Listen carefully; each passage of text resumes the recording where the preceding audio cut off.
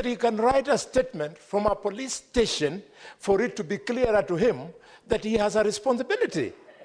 Mr. Speaker, the police officers who went to Migori and brought this boy from home to Nairobi so that Lagat could see him when they are slapping him around should equally be arrested. Why are they walking free? As far as I'm concerned, seeing the shape of that face, the guy could not possibly, would have wanted to hit the wall using the front of his head. It is only Parliament, Mr. Speaker, which can bring this to an end. We must protect our children. Members of Parliament in the National Assembly and here, that boy who is lying there is not in any way different from our own children. And it is this Parliament that will bring this to an end. It is too much, and the thing must escalate. Senator for Kilifi County, Senator Mazayo.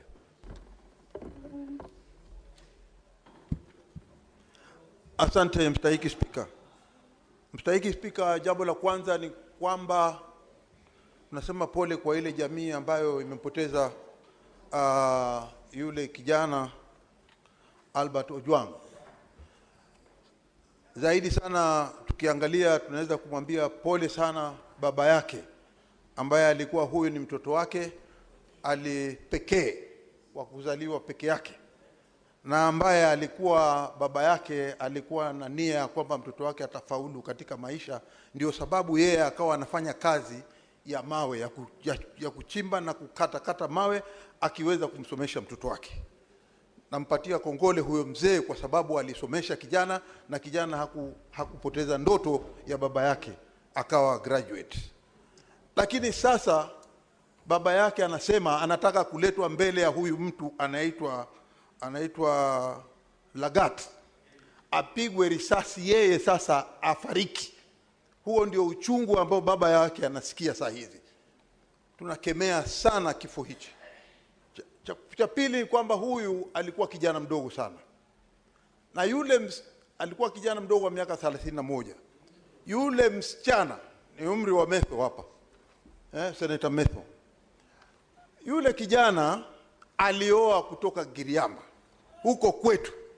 Bibi yake ni mtu ambaye sisi tunahusiana.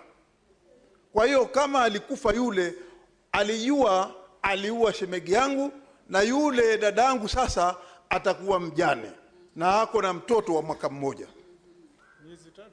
Shame on this officer. Aibu kubwa sana ambayo imetokea katika nchi yetu ya Kenya. Kama mimi ningekuwa rais saa hizi, ningekuwa nishafuta watu katika hiyo ofisi. Huyu hafai kuketi ndani ya hiyo ofisi hata dakika moja. Huyu mtu anaitwa Lagat, kwa sababu ameondoa maisha ya kijana mdogo ambaye alikuwa na future katika nchi hii. Na sisi hatutakubali hata kidogo kwamba ifichwe hichi kifo. Wanaanza kusema sasa kwa sababu yeye ni DIG anafikiria anaweza kudanganya Wakenya wote. Anasema ati mtu alijigonga na ukuta alafu akaanguka chini akakufa. Kwani alikuwa anacheza mpira yeye huko ndani? Ukuta si mpira, ukuta ni ukuta. Na alafu ukuta hawezi kuua. Hakuna mtu alijigonga ndani ya police cell, otherwise pengine awe amejinyonga. Kwa hiyo Bwana Spika, sisi tunasema ya kwamba kitendo alichofanyiwa huyu na huyu jamaa ni hatua lazima ichukuliwe. Hawezi kutoa mtu kutoka huko, upite police station mengi, upite maeneo yote ya mapolisi mpaka umlete hapa Central uje kumbulia hapa ndani. Na hawezi kukataa. Senator Ali Roba. Thank you very much, Mr. Speaker. So that my brother Ototi understands this is not a matter of party. I stand here as the party leader of UDM to condemn this incident that has happened. It's the ugliest incident of the season. When you get a suspect reprimanded and put under police custody, being brutally murdered, and claimed that the suspect has hit his head on the wall. And there is no case of epilepsy or some issues to do with medical condition that this suspect has been suffering from or presumed to have been a prevailing condition. Mr. Speaker, sir, suspension of police officers is just the beginning. And I believe with conviction, as Ali Ibrahim Roba, myself, that there are people hell-bent in setting up the image of the president and setting up the president and spoiling the image of this president in this country. And it seems to be deliberate. The president must act swiftly to make sure that this protection happens. Unless somebody is gifted with thickness, how can you pick somebody, put the person behind bars, and kill the person and start telling the public that the person has hit his head on the wall? This is inconceivable.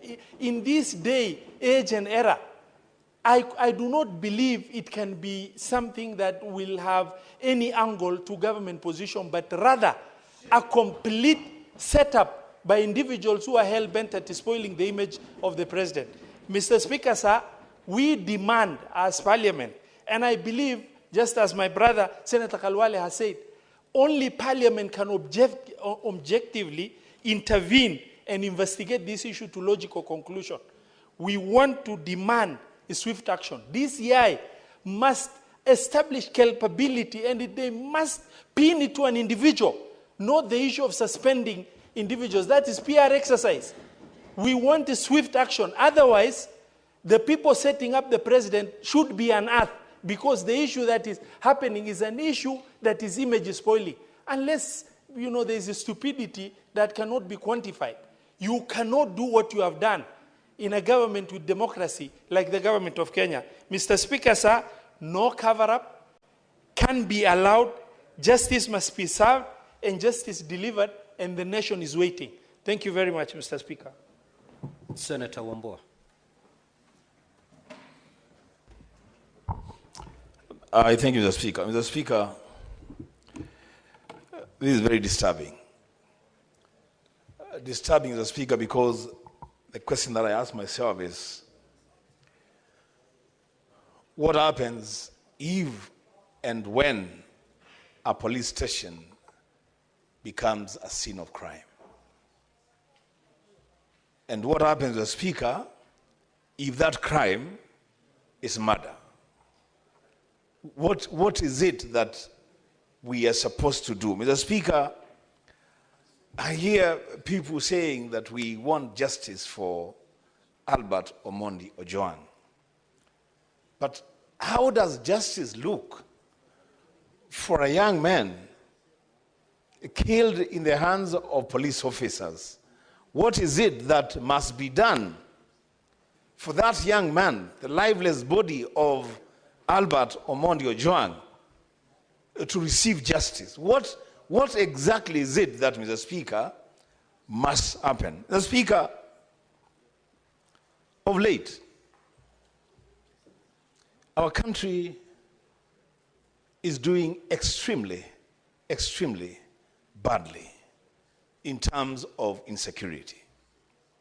Mr. Speaker, in April, I saw the majority leader confronting the Inspector General of Police over some killings in Narok, in Barkoi.